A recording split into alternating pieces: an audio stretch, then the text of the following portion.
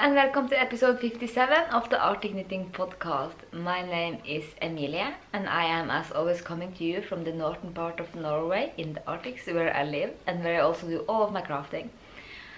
Most of the time that's knitting, but I also do a little bit of spinning, some weaving. I do crochet every now and again, and I've recently taken up cross stitch. But this is going to be mainly a knitting podcast, but every now and then you will see other fiber related crafts.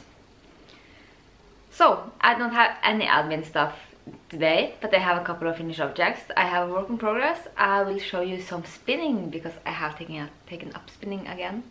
The first thing that I'm going to show you is something that I've showed you several times before, and it is my Coast jacket. I love this, or I don't actually. That's just what I say about almost everything I make, but this one I'm not so sure about. This is a pattern from Sandnes, which is one of the major Norwegian yarn companies. This is from the booklet called 1803 Kos. I think it's 1803, if not I will correct that down below. It's made from the yarn Sandnes Kos, which I think I'm out of, and if not, I don't currently have it here anyway. But I've made this. I wanted to make no frills jacket or cardigan, and I had seen some yarn that I wanted for that. I knew what color I wanted, but when I got around to actually casting it on, the color was not in stock in this yarn store that I work in, and it was also not available from the supplier at the moment because they were sold out, so I had to wait. So I waited a couple of weeks, then I started to cast on this instead because I needed something with lots of stock in it to go on a trip. This was in late May, so I cast this one on Monday and of course on Tuesday the yarn that I've been wanting for the no frills arrived. But this has kind of the same shape. It's a longer jacket or cardigan. It has this V-style front with knitted on, it's not button bands but bands in the front. This is the top of the neck where I sewn it, which is not perfect, but I'm okay with that. So I'm going to try to put this one on and I can tell you what I think about it.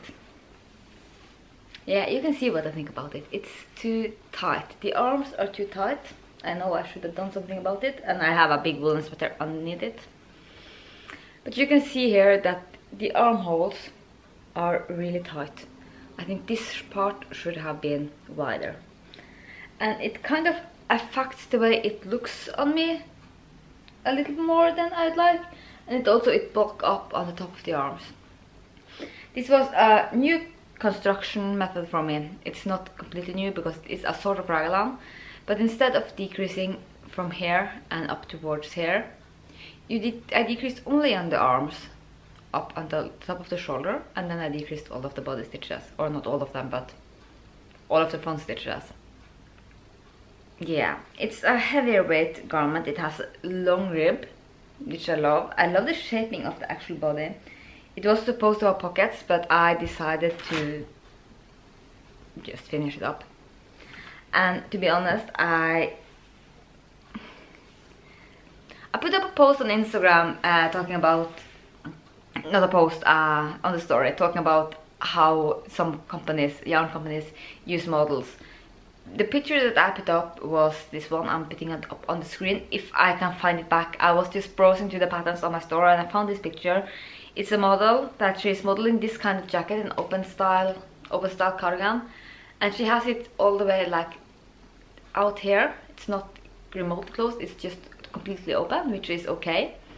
It's off one shoulder, I think, like that, and then she doesn't have clothes on at all. She's just holding a book or a paper or whatever like that to hide her boobs, which is basically also hiding whatever little part you could see of the cardigan.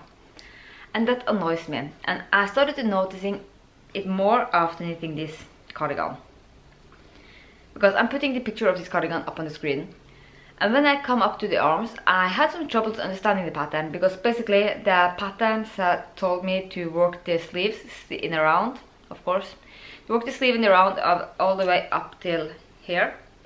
And then it says to increase, of course, sorry. then it says to increase every other round for 5 rounds or something. I don't remember, but that's what you see here. Which is also okay, which is meant to give that gap here. But it told me to it told me to increase these stitches while I made the edging stitch being a slip stitch while working in the round, or make both the edges slip stitch while working in the round, or something like that. So basically it told me to knit back and forth while knitting in the round, and it didn't make sense to me, and I didn't quite understand, because I never made a cardigan or a sweater with that kind of style before, where you have the tight arms that is just going to flow down, where you have to increase a lot on the top of the sleeve. So I didn't quite see where this was going, so I tried looking up the photo, and of course the photo was a really nice photo of the model, but not a nice photo of the garment. So the photo basically told me nothing. And I waited until I was back in the store, and I checked out the complete booklet to see if there was more photos there. It wasn't. And unfortunately, Sandnes and the other Norwegian companies also, I don't know if they even know about Ravelry. They don't put their patterns up there, and Norwegian knitters don't really use Ravelry that much. Of course some do, but mostly the Norwegian knitters that use Ravelry, what I see is that they use Ravelry for buying patterns, but they don't actually upload project there. So this being a Norwegian pattern, on everything in Norwegian, there was no projects on Ravelry. The hashtag on Instagram, I couldn't find an hashtag, I couldn't find any photos or any evidence of anyone else ever knitting this. So I basically had to wing it, and it didn't go that well. I think it will be okay. I think oftentimes I use like this tank top style shorts, not short, I use a tank top basically, and I put a woolen sweater like this or a cardigan on top of it, and I think over that it will be okay as like a throw on jacket to have at work or wherever I'm just wandering around the house. But actually I've been saying that the pattern for this is a pattern that we sell on my local yarn store where I work. The pattern for this is so badly written that I don't want to wear this to work, because I'm afraid someone is going to like it and say, hey, where's the pattern from? And I will have to sell them that pattern, because I know that they will come back having troubles, because I see myself as a pretty confident knitter. I know how to read a knitting pattern, I know how to design, I know how to make them fit, and I basically oftentimes understand things in patterns that most of the customers don't understand. And of course I have been helping a lot of people and reading a lot of patterns, so I know the mistakes that are very often done in Norwegian patterns. But this one was, yeah. I kind of like the cardigan. I do not recommend the pattern. However, I do kind of recommend the yarn. Yeah, I do recommend the yarn. This is a so-called blow yarn, you can see. It's kind of heathered. It's green, but it's really hard to see because there's a lot of sun outside. But it's green, but it has a little bit of blue and yellow in it, and the color is gorgeous.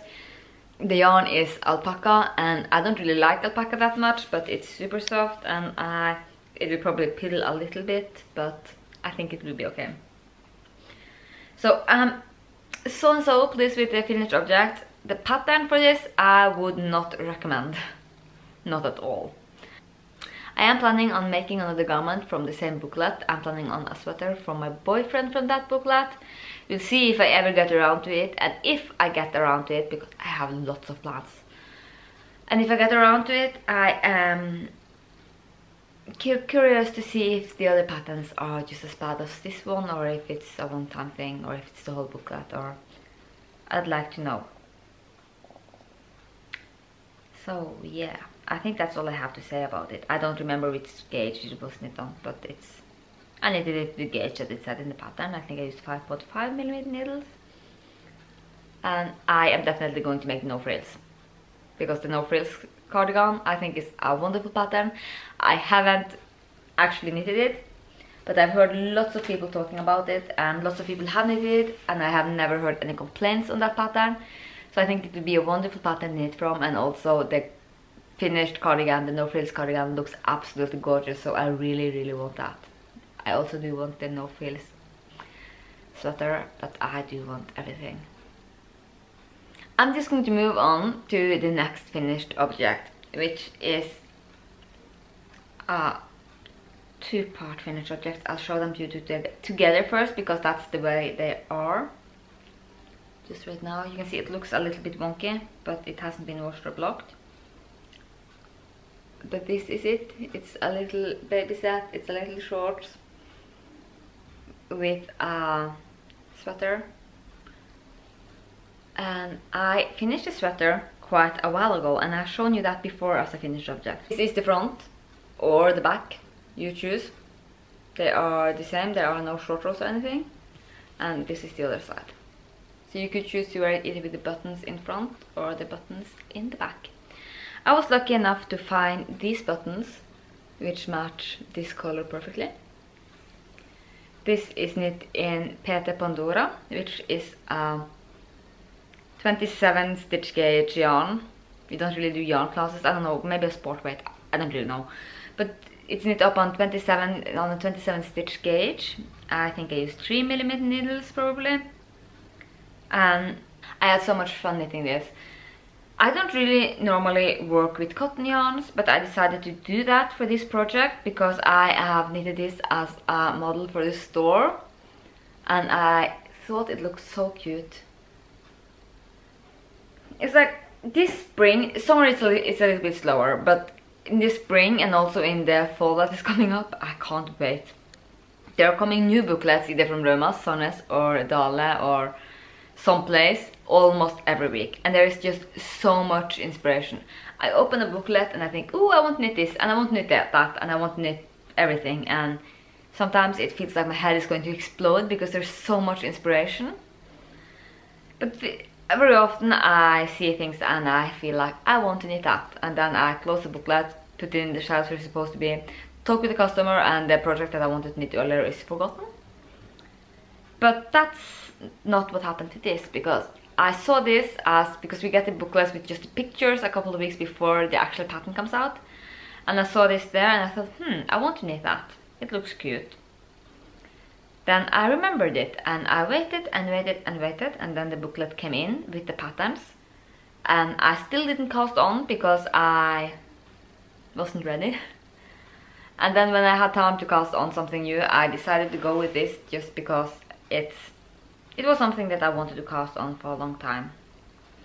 The other finished object, which is the one that's actually finished now, is the short. And you can see here, let me see if I can show you. You can see that the color of the shorts is the same as the color of this. So they match perfectly. This is just a little short, it's worked bottom down.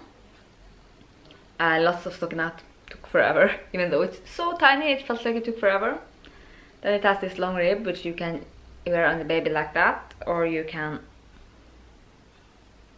fold it up like that if you want it even shorter in summer.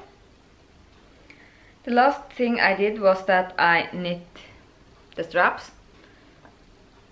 And this was kind of interesting because every other time I've been knitting straps, I have been knitting two. This time I knitted one, and then you can see it's ribbing. So I knitted 2x2 rib for a given amount of centimeters. Then I just turned it, you can see here, the other way around. So the knit stitches were purl stitches and the other way around, and that way they are identical and they are awesome. And I have the same buttons here. I love these buttons, I've been wanting to use them for a long time. I feel like with knitwear and buttons, oftentimes people are looking for really special buttons for something. But I very often tend to look for the least special buttons. I just want plain buttons, because I think the knitting in itself is so gorgeous that you don't really need special buttons to show off the buttons, because I want to show off the knitwear. And with this I found the perfect buttons just because the color was so gorgeous as well. So this has been finished for less than a week. And I have sewn on buttons, everything is done. I'm just going to put it in the washer and wash it up and hang it nicely on a hanger and take it to the store where I work. I had no trouble working these patterns. I don't remember which booklet it was, but it's from Peta or Roma. I'm going to put that down below. The only trouble I had with that, and I didn't realize it because I thought it was going to be sticked in the front or in the back or where the buttons are, but it wasn't. It was knit back and forth. And when I knit samples for the store, I try not to do any altering of them because I want to knit it as the pattern says. I want the people that see the samples in the store to get the exact same thing if they follow the pattern without having to hand them an extra sheet of instruction. This is the changes I made to the pattern. So this is knit exactly from the pattern. The only thing that I changed is the colors. When I knit something for the yarn store, I never use the same colors as they used in the picture in the booklet, because you can see those colors in the booklet. And this, for instance, was green. I chose purple because one is a boy's color, one is a girl's color. Not that I don't really believe in that, but other people do. And now you have the chance to show it off for being suitable for both gender, because if you think that boys shouldn't wear pink or girls shouldn't wear blue, when you see a blue cardigan, some people tend, because some people have a hard time. It's easier for some than for others, but for a lot of people it's kind of hard to imagine the colors changing in a pattern. So when you knit it up in another color, there's even more inspiration, because people see something that they initially didn't like, because they don't like green, but they love this sort of dusty purple. So maybe that will make more people like the pattern. So that's just my thoughts behind the colors I chose, because it's not for someone special. I'm not pregnant and I don't know anyone who's having a girl. So that was my two finished objects. I am going to talk about one work in progress, and you can see the glare in my glasses is enormous, but that's just the way it has to be because it's summer in the Arctics, which don't really happen that often, but this year it's actually been pretty good. So yeah, that's just the way it is. The next project, my work in progress that I'm going to show you. I have more. I think I'm down to 8 now because I have one more finished object, but I'm not letting you know what it is. I'm just saving it until next week. And yeah, it's a really fun finished object and I can't wait to show you that. But I have one more work in progress, and it is my teal sweater. This is made in Sarnes tweed. I'll show you the yarn. It looks like a mess because I've been having it in my backpack, because this is my backpack knitting. I am currently working on the first sleeve, which is about halfway done. And yeah, you can see they are really narrow. I hope this will fit. It doesn't look too bad, but it's, you know, the thing I said where I said that when I knit for the store I like to, but I think it will be okay. I like fitted sweaters. I was just talking with Lily of the Nordic Stitches podcast today. We talk almost every day, and I was talking about the fact that I found out why I can't wear yoke sweaters. I can't wear a circular yoke sweater. They work fine for kofta, but on sweaters they just don't work on me. And I figured out why. That's because I knit my sweaters with 0 ease to negative ease. I don't normally work my sweaters up with positive ease. And in a yoke you need positive ease to be able to move your arms. And I just suddenly realized that. I was like, oh, of course. I wish I would have realized that earlier. It's only been a problem with the sweaters that I've made, that the yoke is too narrow over my shoulders. It hasn't been a problem with the koftas and cardigans that I've made with a circular yoke, and I think that is just because I tend to work out jackets and koftas and cardigans just a smidge bit bigger than I do with sweaters, because I want sweaters to be like this. I want them to be fitted. But with koftas and jackets I often want them to be able to fit over something else. So yeah, there's that one explained. If you are, maybe someone else has the same problem. I have never thought about the fact that of course you need positive ease in a circular yoke. So there's that. This one also has a circular yoke, so that will be fun. I'm not sure. I think this might turn out too small for me.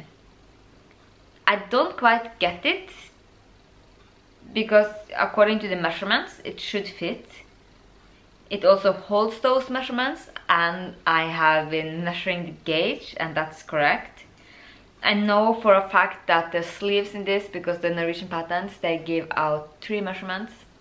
They give bust circumference, they give length of arm, and they give full length. They don't give any measurements for sleeve circumference. And I know that this pattern has a narrow sleeve. But this one as well, it looks that the body, it looks kind of small, but according to the measurements, it should fit me. I also have measured the actual garment and it fits, and the gauge is correct. So I don't really know. I'm just going to finish it up, and if it doesn't fit me, I will find someone to gift it to. And I don't think that should be a problem, because the yarn is gorgeous. But since we're on the talking about this yarn, this is Sandnes Tweed. This is a yarn that's going to be discontinued from Sandnes. I love it. It looks gorgeous. It knits up gorgeous, but unfortunately it's kind of, I don't know the word. It says it's trot.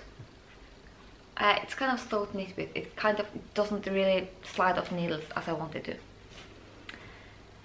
So I don't really, I don't really enjoy working on it. So that's why it's living in my backpack. That's what I work on when I'm out and about, also because it's just succulent. So, do you want to talk about something new and a little bit fun? I have been drop spindling, and I don't normally do like this. I don't normally park and draft. I draft as I go, but I tend to park and draft just for the first one or two. Just for the first one or two drafts when I start spinning. I'm not going to spin now. I just wanted to show you that I actually know how to do it. Because if you have been following this podcast for a while, you will know that last summer I was on a knitting retreat in my hometown. I actually arranged a knitting retreat with 150 participants. It was awesome. It was called Knitting in the Midnight Sun, and we actually had summer that weekend, so that was great. I took a drop spindling class from Håkon Gora, which is Heidi Kim. She lives not that far away from me. And it worked out perfectly. Everything was going so nice and smoothly. I even plied yarn in that class, and it was just so great. I felt like I had learned something new. Then I came home and I didn't know how to drop spindle. It didn't sit. I didn't manage to get just the right amount of twist, and when I applied it there was no twist left, and then it was over twisted, and I just couldn't figure it out. But I've been wanting to spin, mostly because of my talks with Lily from Nordic Stitches and her videos. So I ordered these Rolex from Spindles and Stitches, and they are awesome. I have been spinning 2 Rolex done, and these are the 2 yarns that I have. I hope you can see that. And I have to say that I'm pretty pleased with those. They are a little bit thick and thin. I think this is the first one there. They are a little bit thick and thin, but if you're talking about weight, they are somewhere between a lace weight and a fingering weight. They are really thin. I think I measured out, these of course aren't 100 grams, but I measured out that if they had been 100 grams, it would be 450 meters to 100 grams. So I guess I'm at spin thin. But I kind of want to try to spin thicker. I kind of want to try to see if I can spin a 2-ply DK or something. That would be fun. I'm just messing around with that. I only have 3. This is the last of those Rolex, and I'm just messing around, having a good time. But what I initially ordered from Spindles and Stitches was this Rolex. So my camera just died. due to battery issues because I'm really bad and I haven't charged them. But I was just showing you this, which are the Rolex that I ordered from Spindles and Stitches. This is 70% merino, 24% baby alpaca and 6% Tessa silk. So I'm really looking forward to try those out. So I ordered those, and then I ordered 6 packs of surprise fiber, surprise Rolex, each pack to be 20 grams. One of them was the one that I just showed you. This one that I'm working on. This is the last of the 3 that were in the pack. I think this is gorgeous, and I think it's turning out gorgeous as well. I think the colors play really well, and it's so nice that, like with this one, I